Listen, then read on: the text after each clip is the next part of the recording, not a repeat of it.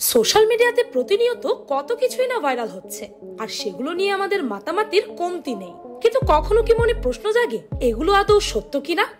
সত্য হলেও কতটুকু সত্য? অর্ধেক বা আংশিক সত্য কিন্তু মিথ্যারই সমান। তাই পিনিক পায়ের আজকের ভিডিওতে আমি আপনাদেরকে জানাবো সোশ্যাল মিডিয়াতে ভাইরাল হওয়া কিছু ভিডিও ফুটেজের সম্পূর্ণ আসল সত্য।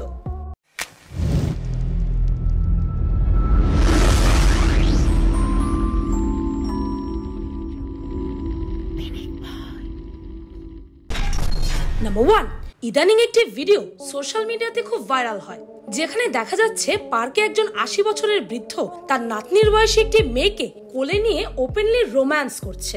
আর এই দৃশ্যটি পার্কে থাকা কয়েকজন ছেলে রেকর্ড করা শুরু করে দেয়। এই ব্যাপারটা নিয়ে তাদের মধ্যে কথা কাটাকাটি শুরু হয়ে যায়, আর সেই পার্কে থাকা এক বৃদ্ধাও এই কাপলের নিন্দা করতে থাকে। आपकी गर्लफ्रेंड है? बोल तू बोल। शादी कर रहे जवानों से तो कुछ उसका मतलब नहीं, तू अपने औभार का बात नहीं। भी बताए और मेरे घर पे भी बताए, तू क्या कर ले? फिर तो क्या करे? सही बात है। छोटे छोटे बच्चे देख रहे, तुम्हारा क्या रेपुटेशन है? এই ভিডিওটি মুহূর্তের মধ্যে ভাইরাল হয়ে যায়, আর ঘটনাটিকে নিয়ে এক এক মানুষ এক এক রকম মন্তব্যও করতে থাকে। কিন্তু মতামত দেওয়ার আগে ভিডিওটির সত্যতা তো আগে জেনে নেওয়া দরকার, তাই না? এটি কোনো আসল ঘটনা নয়, বরং এটি একটি প্র্যাঙ্ক ভিডিও। আর এই প্র্যাঙ্ক ভিডিওটি বানিয়েছে ইউটিউবার সৌরভ ঝা। আর এই ভিডিওটিকে সে তার FB পেজ SJ Pranks-এ আপলোড করেছে। ভিডিওর শুরুতে ডিসক্লেমারে ক্লিয়ারলি লেখা ছিল যে এই ভিডিওটি শুধুমাত্র সোশ্যাল অ্যাওয়ারনেসের জন্য বানানো হয়েছে। কিন্তু বিভিন্ন পেজে এই ভিডিওটির ছোট ছোট অংশ কেটে নিয়ে আপলোড করে ভাইরাল করে দেওয়া হয়েছিল। হায় রে, মানুষ পারেও বেকুব বানাতে, আর আমরা বেকুব হয়েও যাই। নাম্বার 2, 2018 সালের জুলাই মাসে বিচিত্র কিছু কার অ্যাক্সিডেন্টের ভিডিও ভাইরাল হয়েছিল। এগুলো সাধারণ কোনো কার অ্যাক্সিডেন্ট ছিল না, বরং ভিডিওতে থাকা গাড়িগুলো অদৃশ্য কোনো কিছুর সাথে বাড়ি খেয়ে আপনা আপনি অ্যাক্সিডেন্ট করছিল। শত শত ইউটিউব চ্যানেল এই ভিডিওগুলো পোস্ট করে এগুলোকে ভুতুরে কার অ্যাক্সিডেন্টের আখ্যা দিয়েছে। কিন্তু কেউই এই ঘটনাগুলোকে ভুতুরে বলার আগে এগুলোর উপর রিসার্চ করেনি। যাক, কোনো সমস্যা নেই, পিনিক পাই তো আছে। আসলে এগুলো মোটেও কোনো ভুতুরে ঘটনা নয়। এই ভিডিওগুলোতে দেখানো কার অ্যাক্সিডেন্ট পুরোপুরি সত্য, তবে দৃশ্যটা এরকম নয়, বরং এরকম ছিল। বাম পাশে এটির অরিজিনাল ফুটেজটা দেখে আপনি বুঝে যাবেন যে এগুলো শুধুমাত্র ভিডিও এডিটিং এর কারসাজি। এই ভিডিওগুলোকে ইটালির বাসিন্দা ডোনাটো সানসন নামের একজন ভিজুয়াল এফেক্ট আর্টিস্ট এডিট করে বানিয়েছিলেন। তিনি নিজের অসাধারণ এডিটিং স্কিল দিয়ে অরিজিনাল কার অ্যাক্সিডেন্ট গুলোর ফুটেজ থেকে অন্য সব গাড়িগুলোকে রিমুভ করে দিয়েছিলেন, যার কারণে এডিটেড ভিডিওটি দেখলে মনে হয়েছে যেন গাড়িটা অদৃশ্য কিছুর সাথে বাড়ি খাচ্ছে। নাম্বার 3, অনেকটা এরকমই আরেকটি ভিডিও কয়েক বছর আগে খুব চর্চায় ছিল, যেখানে চীনের কিছু গাড়ি হঠাৎই অদৃশ্য কোনো ফোর্সের কারণে আপনা আপনি বাতাসে ভাসছে। ইউটিউবাররা তো এটাকেও রহস্যময় বলে চালিয়ে দিয়েছিল, কিন্তু এর পেছনে আছে একটি সিম্পল লজিক্যাল ব্যাখ্যা। আসলে একটি কেবল তার ছুটে রাস্তায় পড়ে গিয়েছিল, আর সেই তারটি রোড ক্লিনারের মধ্যে আটকে যায়। আর যখনই এই গাড়িটি সেই তারের ওপর উঠে যায়, রোড ক্লিনার গাড়ির চাক্কার সাথে ফেসে গিয়ে এক ধরনের টান সৃষ্টি করে, আর এ কারণে গাড়িগুলো ওপরের দিকে উঠে যায়।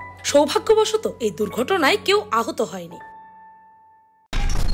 নাম্বার 4, চীনের এই ভিডিওটি ইন্ডিয়া বাংলাদেশে অত্যন্ত ভাইরাল হয়, যেখানে বলা হয়েছিল যে নকল চাল ও ডিমের মতো চীন এখন এইভাবে নকল মাংসও বানাচ্ছে।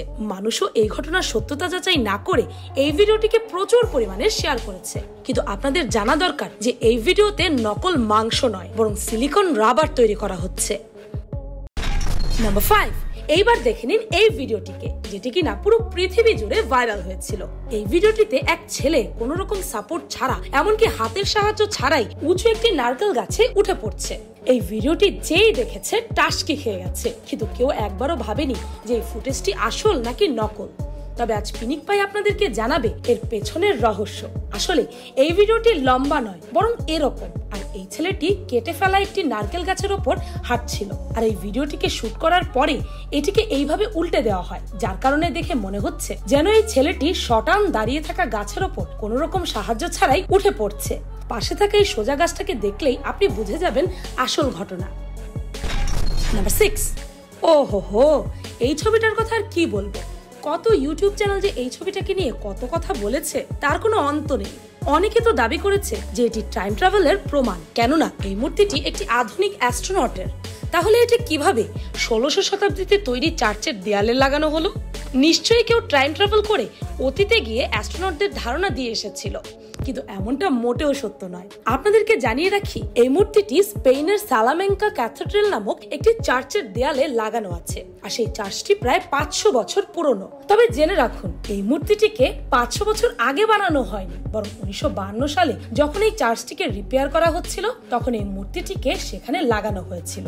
কি এবার বুঝলেন তো? তাই যাচাই বাছাই না করে কোনো কিছুই আর বিশ্বাস করবেন না।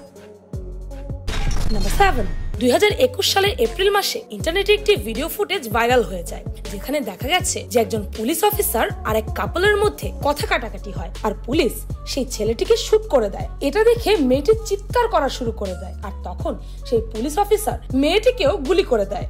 ভিডিওটি সত্যি খুবই ভয়ঙ্কর ছিল, কেননা একজন পুলিশ অফিসার 2 জন সাধারণ মানুষকে নির্মমভাবে হত্যা করে ফেলেছে।